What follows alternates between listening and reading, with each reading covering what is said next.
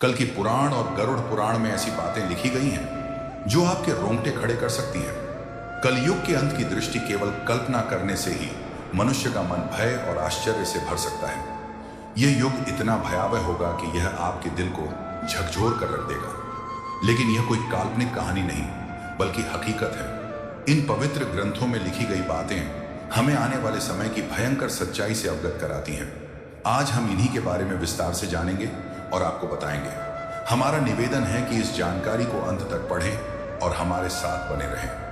कल युग के अंत की कहानी को जानने से पहले आइए कुछ उन पहलुओं को समझते हैं जो सृष्टि के इस चक्र को समझने में महत्वपूर्ण है। सबसे पहले हम उस कहानी को जानेंगे जो इन ग्रंथों में वर्णित है। इसके बाद हम आपको वे सभी मनोरंजक और भयावह दृश्य बताएंगे जो कलयुग के अंत में घटित होंगे।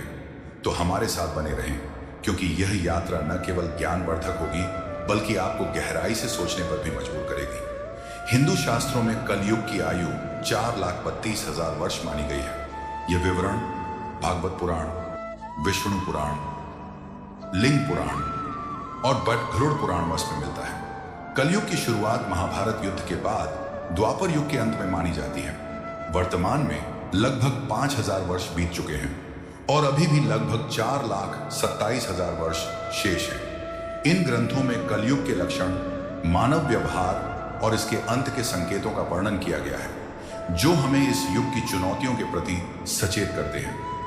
महाभारत के युद्ध की समाप्ति के पश्चात जब धर्मराज युधिष्ठिर हस्तिनापुर के सिंहासन पर आसीन हुए, उनके मन में सृष्टि के भविष्य को लेकर अनेक प्रश्न और चिंताएं उत्पन्न हुई। द्वापर युग अब समाप्ति की ओर था और कलयुग के आगमन के संकेत स्पष्ट रूप से दिखाई देने लगे थे। युधिष्ठिर को यह भय सता रहा था कि आने वाले युग में मानव जीवन का स्वरूप क्या होगा, धर्म की स्थिति क्या रहेगी और सत्य का क्या हश्र होगा। इस चिंता का समाधान पाने के लिए उन्होंने अपने चारों भाइयों भीम, अर्जुन, नकुल और सहदेव के साथ भगवान श्री कृष्ण से परामर्श करने का निश्चय किया। युधिष्ठिर ने अपने भाइयों को बुलाया। अर्जुन, जो हमेशा युद्ध के लिए तत्पर रहते थे, ने चिंतित स्वर में पूछा, हे बड़े भ्राता, आप इतने व्याकुल क्यों हैं? क्या किसी शत्रु ने हस्तिनापुर पर आक्रमण करने का दुस्साहस किया है? यदि ऐसा है तो आप आज्ञा दीजिए, मैं अभी जाकर उसका नाश कर दूंगा। युधिष्ठिर ने गहरी सांस लेते हुए कहा, हे अर्जुन, मैं तुम्हारे पराक्रम से भली भांति परिचित हूं। इस पृथ्वी पर कोई भी शत्रु इतना साहसी नहीं कि हस्तिनापुर पर आक्रमण का विचार भी करे। मेरी चिंता किसी बाहरी शत्रु से नहीं बल्कि कलयुग के आगमन से है। मुझे यह भय सता रहा है कि आने वाले समय में मानव समाज किस दिशा में जाएगा, धर्म और सत्य की क्या स्थिति होगी। भीम, जो अपने बड़े भाई की हर चिंता में सहभागी होते थे, बोले, हे भैया, आपकी चिंता हमारे मन में भी भय और अनिश्चितता उत्पन्न कर रही है। कृपया हमें बताइए कि कौन सा संकट हमारे सामने है। युधिष्ठिर ने गंभीर स्वर में उत्तर दिया, हे भीम, तुम ठीक कहते हो। एक भयंकर संकट आने वाला है। मैं कल युग के प्रभावों के बारे में सोचकर चिंतित हूं। इसलिए मैंने निश्चय किया है कि हमें द्वारिकाधीश श्री कृष्ण के पास जाना चाहिए। केवल वही हमें इस चिंता से मुक्ति दिला सकते हैं। सभी पांडवों ने युधिष्ठिर की बात से सहमति जताई। अर्जुन ने कहा, आप सत्य कह रहे हैं भैया। श्री कृष्ण ही इस समय सबसे ज्ञानी और भविष्य दृष्टा है। हमें उनके पास जाना चाहिए। भीम ने भी उत्साहपूर्वक कहा, हे धर्मराज, मैं आपके साथ हूं। हम सब द्वारिका चलकर श्री कृष्ण से परामर्श करेंगे। इस प्रकार सभी पांडव द्वारिका की ओर प्रस्थान करने लगे। द्वारिका की पवित्र नगरी में पहुंचकर पांडवों का भगवान श्री कृष्ण ने हार्दिक स्वागत किया। युधिष्ठिर ने उनके चरणों में प्रणाम करते हुए कहा, हे केशव, आपको बारंबार नमस्कार। आप तो अंतर्जनानी हैं। द्वापर युग अब समाप्त होने वाला है और कल युग के संकेत दिखाई दे रहे हैं। मैं यह जानना चाहता हूं कि कल युग में मानव का स्वभाव और आचरण कैसा होगा, वह किन कर्मों में लिप्त होगा और मोक्ष प्राप्ति के लिए उसे क्या करना होगा। श्री कृष्ण ने मुस्कुराते हुए कहा, हे धर्मराज, आपकी जिज्ञासा उचित है। कलयुग के प्रभावों को समझना अत्यंत महत्वपूर्ण है, किंतु इसका उत्तर मैं आपको सीधे नहीं दे सकता। इसके लिए आपको और आपके भाइयों को कुछ विशेष अनुभव प्राप्त करने होंगे। युधिष्ठिर ने उत्सुकता से पूछा, हे माधव, आप जिस प्रकार की परीक्षा की बात कर रहे हैं उसके लिए हमें क्या करना होगा। श्री कृष्ण ने कहा, हे महाराज, आपको और आपके चारों भाइयों को अलग अलग दिशाओं में स्थित घने और रहस्यमय वनों में जाना होगा। वहां आपको कुछ विचित्र और अद्भुत दृश्य दिखाई देंगे। उन अनुभवों को मेरे पास लौटकर साझा करें, तब मैं आपको कलयुग के प्रभावों के बारे में विस्तार से बताऊंगा। युधिष्ठिर ने कहा, जैसी आपकी आज्ञा केशव, आप जिस स्थान की ओर संकेत करेंगे हम वहां जाने को तैयार हैं। श्री कृष्ण ने कहा, आप और आपके भाई अलग अलग दिशाओं में जाइए। वहां भयंकर वन है, उनमें कोई असामान्य घटना दिखे तो उसे मेरे पास लौटकर बताइए। मैं आपको कलयुग का रहस्य समझाऊंगा। पांडवों के वन में अनुभव श्री कृष्ण की आज्ञा का पालन करते हुए पांडव अपने रथों से उतरे और पैदल ही वन की ओर चल पड़े। वन का वातावरण शांत किंतु रहस्यमय था। पांडव अलग अलग दिशाओं में गए ताकि अधिक से अधिक अनुभव प्राप्त कर सकें। युधिष्ठिर का अनुभव। युधिष्ठिर को एक घने वन में एक विचित्र दृश्य दिखा। उन्होंने एक विशालकाय हाथी देखा जिसके 2 सूंड थे। ये हाथी अपनी दोनों सूंडों से वन के पेड़ों को उखाड़ रहा था, मानो उसकी शक्ति अतुलनीय हो। युधिष्ठिर आश्चर्यचकित हो गए और सोचने लगे कि यह दृश्य क्या संकेत देता है। अर्जुन का अनुभव। अर्जुन एक शांत और सुंदर वन में पहुंचे जहां पक्षियों की मधुर चहचहाहट गूंज रही थी।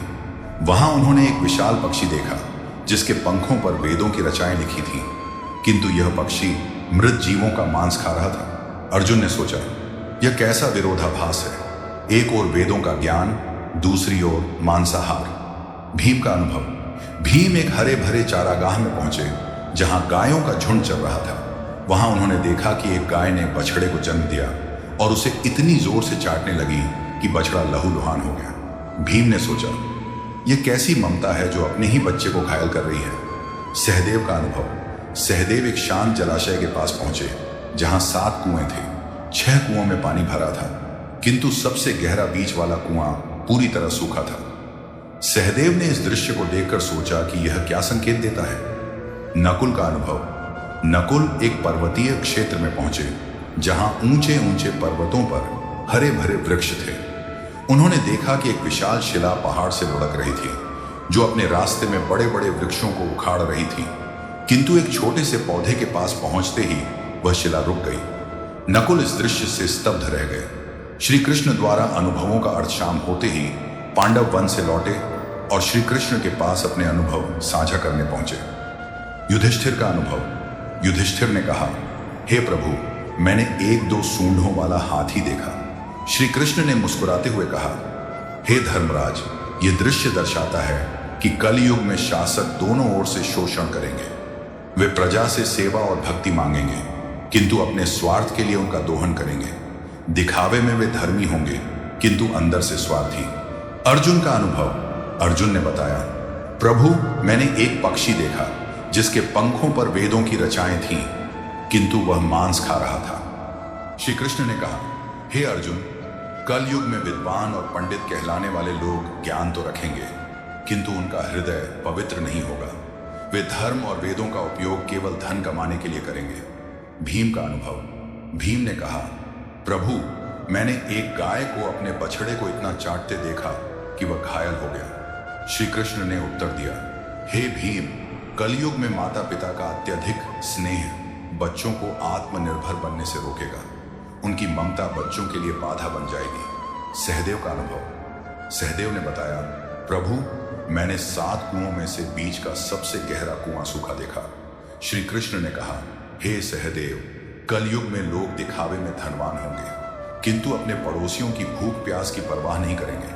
स्वार्थ इस युग की पहचान होगा। नकुल का अनुभव। नकुल ने कहा, प्रभु, एक विशाल शिला बड़े बड़े वृक्षों को उखाड़ रही थी, किंतु एक छोटा पौधा उसे रोक देता है। श्री कृष्ण ने कहा, हे नकुल, कलयुग में धन और सत्ता मनुष्य के पतन को नहीं रोक पाएंगे, किंतु भगवान का नाम और सच्ची भक्ति जो एक छोटे पौधे के समान है उसे बचा सकती है। गरुड़ पुराण में एक प्रसंग में गरुड़ जी ने भगवान विष्णु से प्रश्न किया, हे प्रभु, 4 युगों सतयुग, त्रेता युग, द्वापर युग और कलयुग में कलयुग को सबसे भयावह क्यों माना जाता है? इसके अंत के क्या संकेत होंगे और यह युग कैसे समाप्त होगा? भगवान विष्णु ने उत्तर दिया, हे गरुड़, कलयुग में अधर्म, स्वार्थ और पाप का बोलबाला होगा।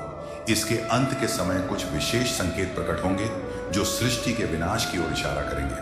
आइए इन 5 प्रमुख संकेतों को एक एक करके विस्तार से समझते हैं। 1. मानव आयु का ह्रास।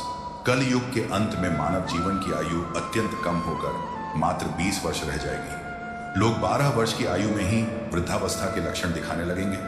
उनके बाल सफेद हो जाएंगे, चेहरों पर झुर्रियां पड़ जाएंगी और शरीर कमजोर व रोगग्रस्त हो जाएगा। यह शारीरिक पतन मानव की जीवन शैली और नैतिकता के ह्रास का परिणाम होगा। लोग अस्वास्थ्यकर भोजन, अनियमित दिनचर्या और तनावग्रस्त जीवन जीने के कारण शारीरिक और मानसिक रूप से कमजोर हो जाएंगे। स्त्रियां 8 से 9 वर्ष की अल्पायु में ही संतान को जन्म देने लगेंगी, लेकिन उनकी शारीरिक स्थिति इतनी कमजोर होगी कि वे बच्चों का पालन पोषण ठीक से नहीं कर पाएंगे।